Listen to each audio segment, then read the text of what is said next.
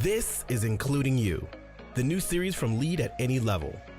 Including You features stories from chief diversity officers and other executives who are creating inclusive cultures in their organizations. Our goal is to show what's working in companies just like yours, to give you the tools you need to keep pushing for progress in your own workplace. We want to create belonging and opportunity for everyone, including you. And now here's your host, Amy C. Waninger.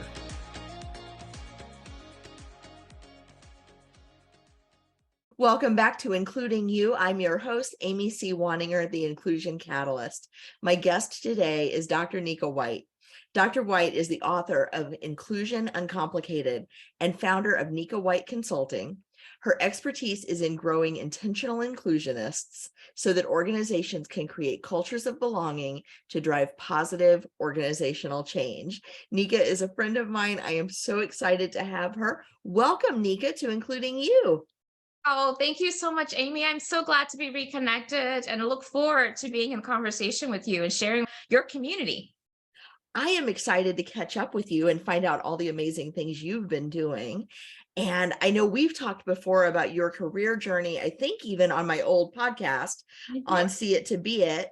And so I want to skip all that part, but let people know it's out there if they want to find it, and talk about the work that you're doing at Nika White Consulting and why this business, why now? And we'll just go from there and right into the book. Sound good? That sounds perfect. So I'll give a little bit of background for those who may not be familiar with Nika White Consulting. We are a full service diversity, equity, and inclusion boutique consultancy. We intersect the work of DEI with leadership and business, working with all types of clients, different industries, different sizes, different sectors, really helping them to integrate into their business frameworks, strategic diversity, intentional inclusion, and the lens of equity. And as you can imagine, Amy, what that looks like from client to client can vary based upon where those organizations may be and the continuum of DEI work.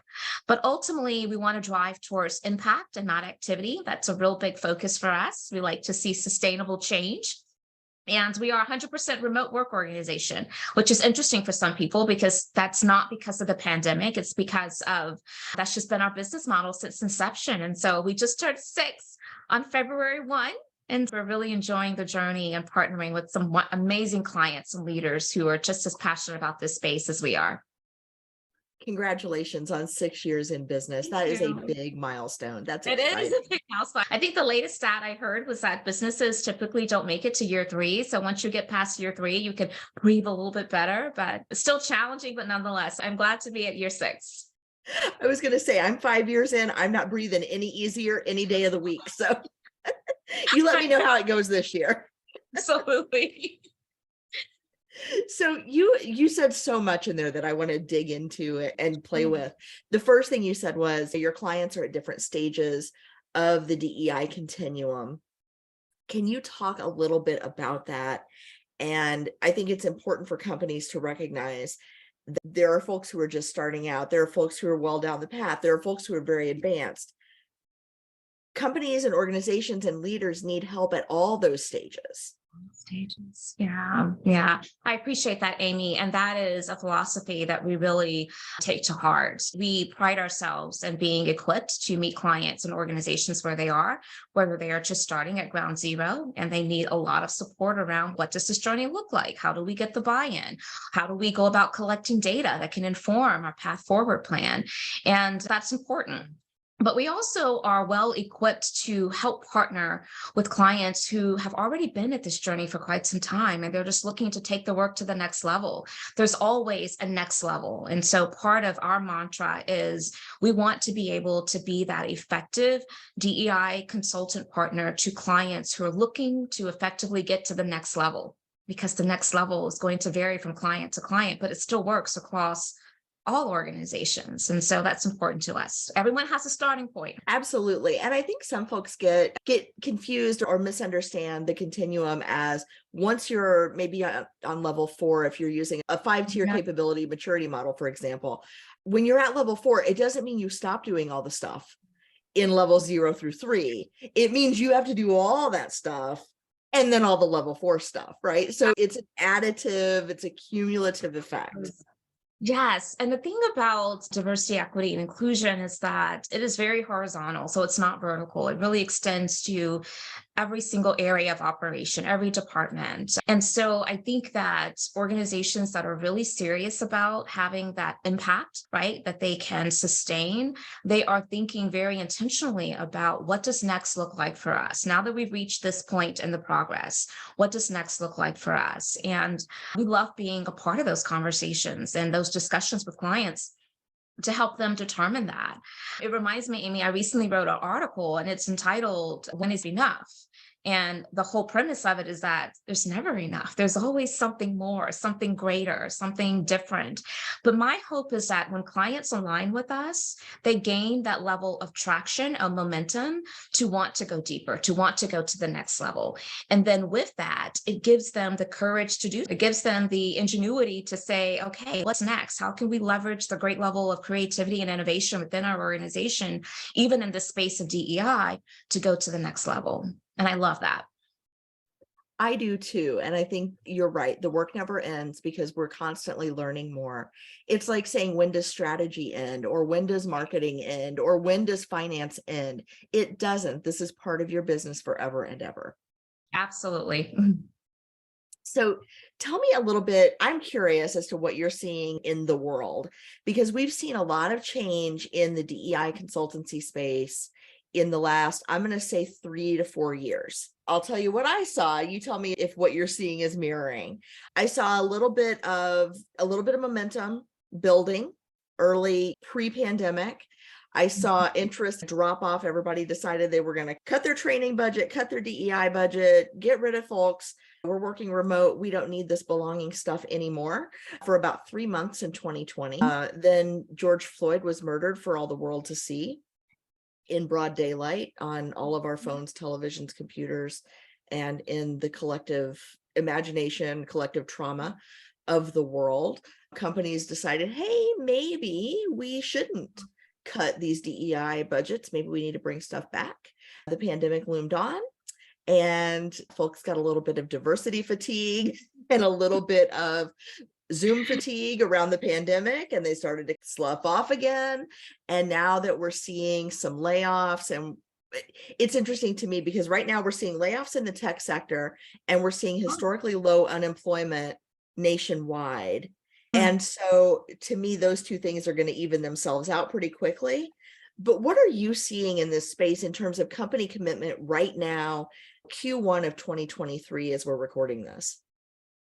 Amy, you were hitting the nail on the head with all that you described in terms of what you're seeing. I'm seeing very much the same thing. I think that there's been a heightened level of criticism on organizations that made those deep commitments and pledges after George Floyd's murder, and people are calling it as they see it. There's a lot of performative DEI work that's happening right now that really is frustrating the process, and it's hindering the progress, the true progress that we need to make. And then when you couple that with the looming recession, and I say that loosely because there's a lot of folks whose belief is that's just the media is talking that up. It's not really here. And I think there's probably multiple arguments to be made, but we're seeing a lot of people certainly be much more selective and slow to solidify opportunities where an investment in DEI is required because of the fear of the unknowns. How is this recession, whether it is going to be a reality or not, going to impact us? That's what those leaders are asking themselves. And so I think that the two together is really just creating this dynamic to where it's not serving this space well, and those of us who are big champions of it. But my message to all of those who are in this camp with us, Amy, is that we can't give up. We can't grow weary. We have to take our breaks and step away so that we can be recharged and refueled. We can't let up. We have to keep applying the pressure and keep allowing whatever influence we have to carry that weight. I was talking with members of my DEI mastermind group recently, and we all were really just serving as support for each other and standing in solidarity. And the conversation came up of, are we carrying too much of the burden of the outcomes? There's a shared accountability in the work that we do. Not one singular person, regardless of the title or position, can really create that full change. It takes all of us, and this work belongs to all of us. And so many of us concluded that we have to be okay with the seeds that we're planting, knowing that some are going to fall on really fertile ground, and they're going to be nurtured, and they're going to grow, and they're going to bloom, and they're going to produce some great outcomes. And then there are going to be other times where we'll plant seeds, and it's not until maybe years later that someone else comes behind and they water, and then someone else comes behind them and they water, that really then the outcome is produced or actualized. And so we have to divest ourselves, I think, in many ways, from feeling as though we are the singular solution. We, meaning individual practitioners in this space, we are the singular solution for all of the systems change that needs to occur, because we're not. And so I'm hoping that's freeing some people who may be wearing the weight of this work on their shoulders for their organizations that they may be supporting in this capacity. I think that's so important. I was having a similar conversation with a peer of mine, and we were talking about, what do you do with clients who are doing the work performatively? And the kind of the discussion that led to, when we show up, we're not being performative. And if that lands with somebody who can make a change, then maybe that's the spark that gets things moving. Maybe that's the pivot point in that organization. And so we can't give up, even if we're frustrated around people's intentions, even if we're frustrated around progress, that we just have to keep going, because if you're pushing something heavy, every little nudge matters. It all adds up. It does. One of the things that I'm seeing too is that I think sometimes we make the assumption that those who are not in the trenches really supporting this work in an active way, that they don't care about the work, or they see it as a distraction, or they're against diversity, equity, and inclusion. But what I find is that it tends to be an issue of people not knowing how to engage effectively, which is what inspired in many ways book number 3 for me, Inclusion Uncomplicated. I was experiencing on a frequent basis clients who obviously they want to do this work because they reached out and they're investing in the work, but they are becoming really discouraged because they are like, it just feels so daunting. It feels like it's just so much. Can we really make a difference? And if people feel defeated before they even take this first step, that is going to automatically compromise the outcome. And so I really wanted to help bring to light the need to demystify the constructs of diversity, equity, and inclusion, to help people to feel a bit more, I'm not saying just fully comfortable, but a bit more, what is the word here? Just like having an appetite of, this can be done. Maybe not by me in and of myself, but it can be done and it can be accomplished. And I think that for some people who are sitting on the sidelines, it is because they are afraid to engage. They're afraid of making mistakes. And we have to get over that. We have to choose courage over comfort. And we have to allow people to see this work as, even though it is complex, it's not being impossible. And that was important to me. That's the premise of Inclusion Uncomplicated. I like this because it is complex, but it doesn't have to be difficult for any one person. Everybody can pick up the piece that belongs to them and move that piece forward. Who did you write your book for? Who was the target audience of your book, Inclusion Uncomplicated? Yeah, I love this question, Amy. And I have been answering this question by mostly communicating who the book is not for. So I'm going to start there also. Inclusion Uncomplicated, and the subtitle is A Transformative Guide to Simplify DEI. It is not for those individuals who have dug their heels in and have claimed this very permanent stake of DEI is useless. It is a distraction. It's not needed. I'm going to continue to operate in the space of inferiority of certain dominant groups. I'm going to continue to be oblivious to the fact that oppression exists for marginalized communities. I'm going to continue to practice hatred, discrimination, bigotry. I'm not talking to those individuals. And this is important because I feel like sometimes as practitioners, we can have the mindset that we can change every heart and every mind. I'm not one of those practitioners. I would much rather my time to be spent on the people who are on the fence, not because they disagree with the work, but they don't know how to engage in the work effectively.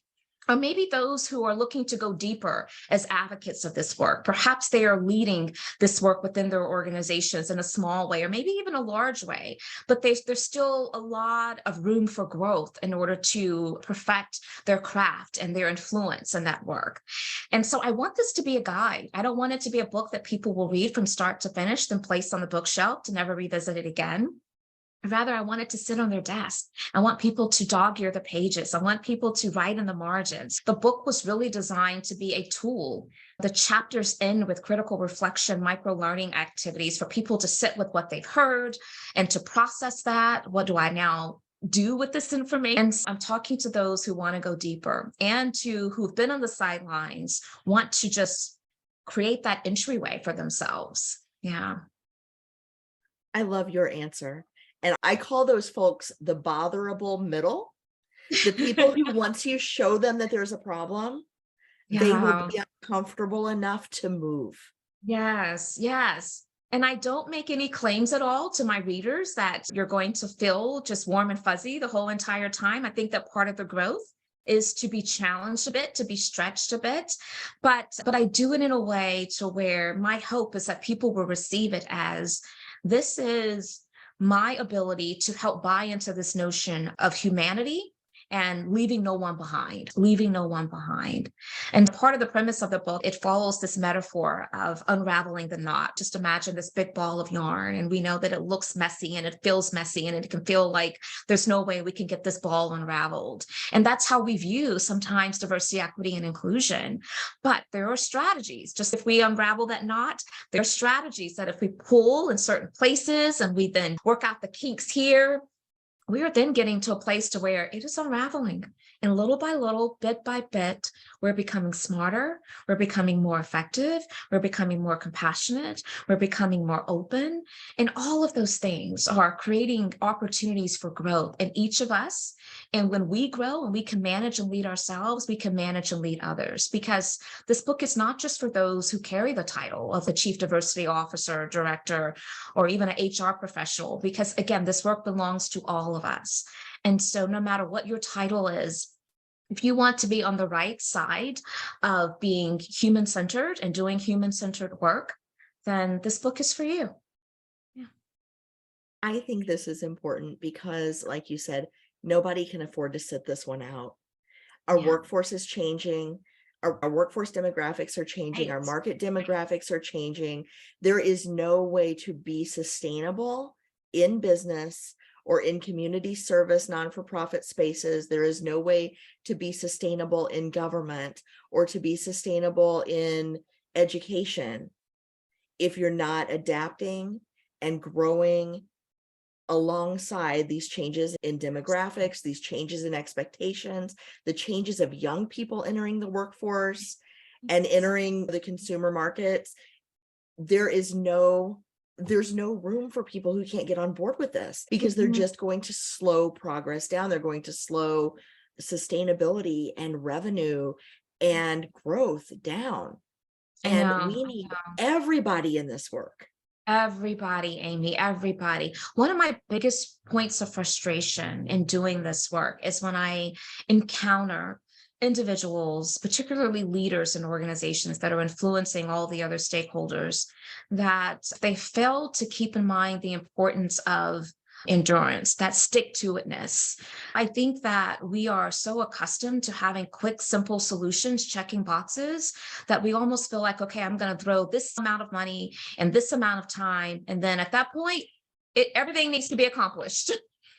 And then if it's not, I am negating that this was even a valuable use of our time and our resources. And so my hope is that we can get back to a place of not seeing this as a singular type of checkbox thing, but we endure the process. We anticipate for the hurdles and the obstacles because they're there. Our world is complex. Again, people are people, and there's so much difference in people. And so how can we help encourage that stick-to-itness, that endurance that I believe is needed for us to really truly actualize a world where we're all centered on humanity and full opportunity for success for everyone. And we're closing the inequity gap that exists right now for so many that are part of these marginalized communities. So that's my hope. If anyone can do it, Dr. White, it is you. And it is you with all of us, beside you, behind you, and with you. I am so honored to have you here sharing your work and sharing your new book, Inclusion Uncomplicated, with my audience. Is there anything you'd like to leave folks with? And is the book currently available or is it coming out soon? No, the book is available. People can get it on Amazon, Barnes and Nobles, Target, wherever you like to, whatever retailer you like to visit to purchase your books. And I would love to be in conversation with anyone that finds themselves reading the book and maybe processing what you're reading. And I'm totally up for any type of speaking engagements where I can come and share with organizations to just deepen the learning, even beyond the words on pages of the book. And so really look forward to those opportunities. Fantastic. I hope that my viewers and my listeners are tuning in. I will put the link to the book in the show notes, and I encourage everyone to pick up their copy of Inclusion Uncomplicated right away and reach out to Dr. White if you have questions or opportunities for further exploration.